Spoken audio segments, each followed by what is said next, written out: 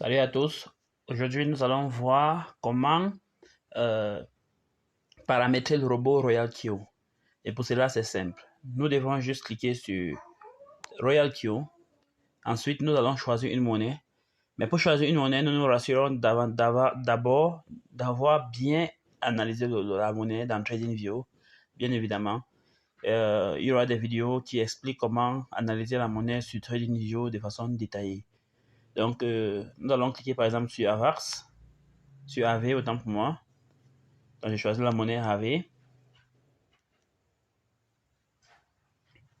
Ensuite, je clique sur créer.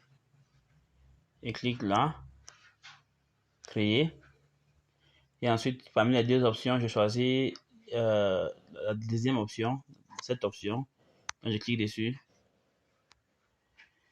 Et cela va s'afficher ainsi. Maintenant, pour moi, de paramétrer mon robot, qu'est-ce que j'ai à faire? Première des choses, je vais cliquer sur paramétrage, paramètres de commerce. Donc, je clique là. À ce niveau, le minimum du montant à trader, c'est 10 $. On peut voir là, c'est 10 $. Donc, je vais cliquer sur éditer. Une fois que je clique sur éditer, voilà comment ça se présente. On dit limite, disons que je vais trader sur 500 $ par exemple. 500 $. On dit limite d'appel de marge.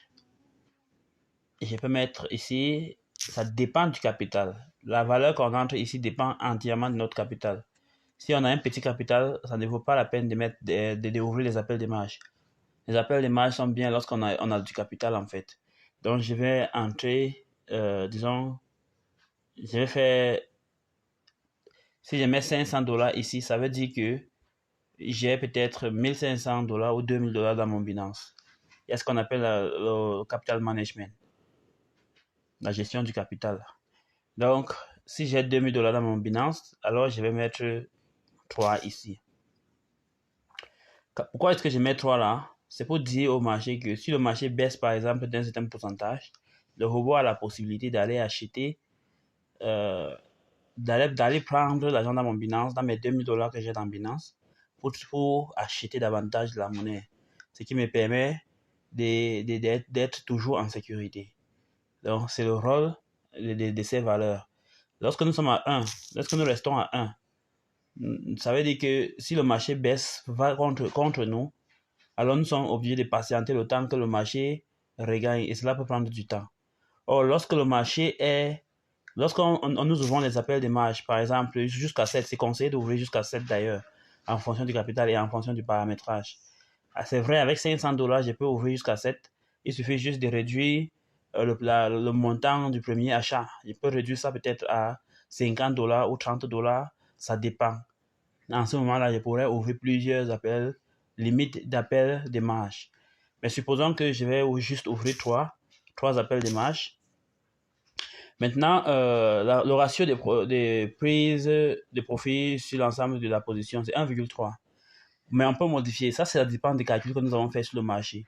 Si j'ai fait mes calculs et puis les calculs me disent que le marché peut me produire jusqu'à 3%, alors ici, je vais mettre 3%. Si ça peut me produire 10%, je vais mettre 10%. Ça dépend de mes calculs, des analyses que j'ai fait dans TradingView et les résultats que j'ai obtenus. Donc maintenant, on dit rappel des prises de profit sur toute position.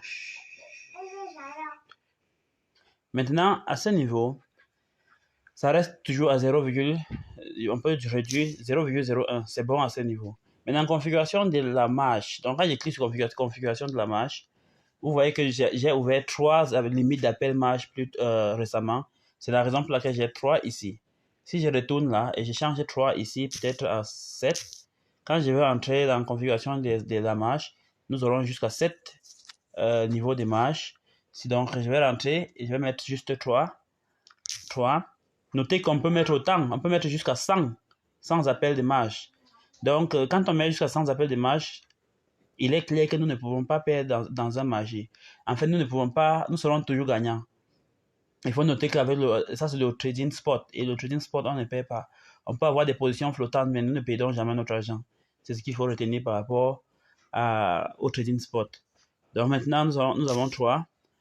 Et là, configuration, j'ai dit à mon robot que si le marché baisse peut-être de 0,8%, le robot va acheter une fois. Si le marché baisse davantage de 0,8% encore, il achète une fois. Il achète deux fois. Si le marché baisse de 0, disons de 1% cette fois-ci, le robot achète 4 fois ou 3 fois. Ça dépend du capital. C'est bien, le meilleur paramétrage c'est 2, 4, 6, en fait 2, 4, 8, 16, 32. En paramétrant de cette façon, on gagne toujours en fait. On gagne. Donc c'est ça la particularité de paramétrer son robot de cette façon. Donc ici, je paramètre en fonction du capital disponible. Donc on va se limiter à ce niveau-là. Et puis, on va sauvegarder. Donc il clique sur confirmer. Et puis là, il faut toujours se rassurer qu'on trade à un seul coup. Donc, pour être sûr que je suis en train de trader en un seul coup, je vais cliquer là.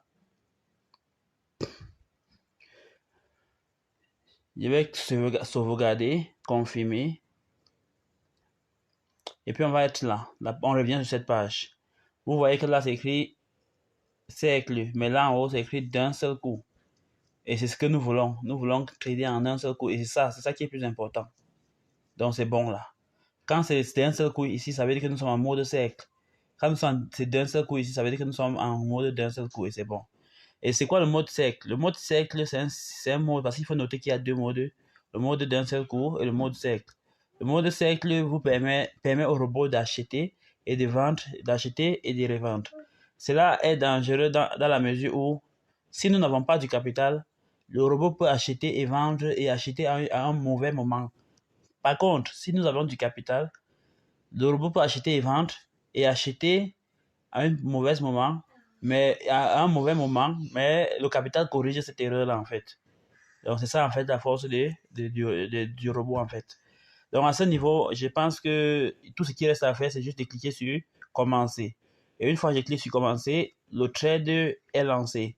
Et il suffit juste de rester et de patienter le temps que le robot délivre les bénéfices.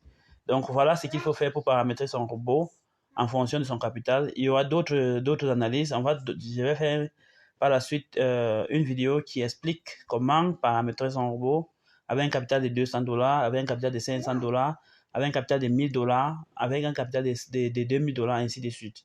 Donc merci. Si la vidéo vous a plu, n'hésitez pas à aimer la page, à vous abonner pour avoir des contenus pareils et à tout à l'heure.